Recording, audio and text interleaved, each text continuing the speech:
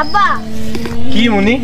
এবারে ছাগল কিন্তু খুব সুন্দর হয়েছে। তা তো হবি বেটা, তুই আমার সাথে ছিলি যে আজকে। ছাগলে গো হিসেবে খুব মজা করে খাবো। কুরবানি পর্যন্ত একটু এবার ধৈর্য ধর।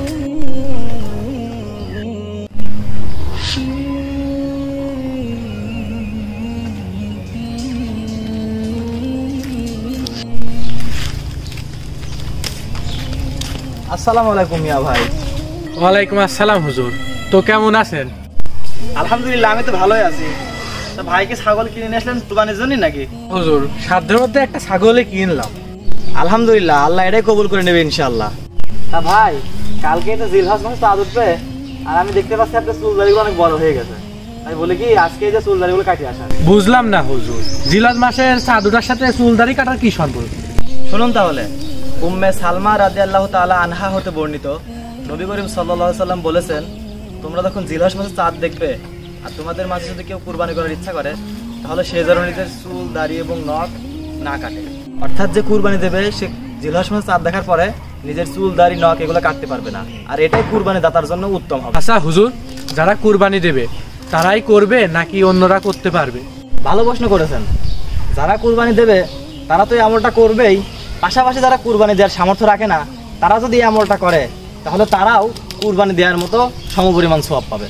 হযরত আব্দুল্লাহ ইবনে ওমর রাদিয়াল্লাহু তাআলা আনহু হতে বর্ণিত, আল্লাহ রাসূল সাল্লাল্লাহু আলাইহি ওয়াসাল্লাম বলেন, আমাকে কুরবানির সম্পর্কে আদিষ্ট করা হয়েছে, অর্থাৎ এই দিন কুরবানি করার জন্য নির্দেশ দেওয়া হয়েছে। তখন একজন ব্যক্তি প্রশ্ন করলেন, হে আল্লাহর রাসূল, আমার কাছে তো শুধু একটা দুধ খাওয়ার পাত্র বাদে কিছুই নেই, আমি তাহলে কিভাবে কুরবানি করব? তখন রাসূল সাল্লাল্লাহু আলাইহি ওয়াসাল্লাম তার উত্তরে বললেন, তোমার জন্য কুরবানি করা আবশ্যক না, কিন্তু তুমি যখন জিলহজ মাসে চাঁদ উঠবে তখন নিজের চুল, নখ এবং শরীরের অবাঞ্ছিত লোমগুলা কাটবে না।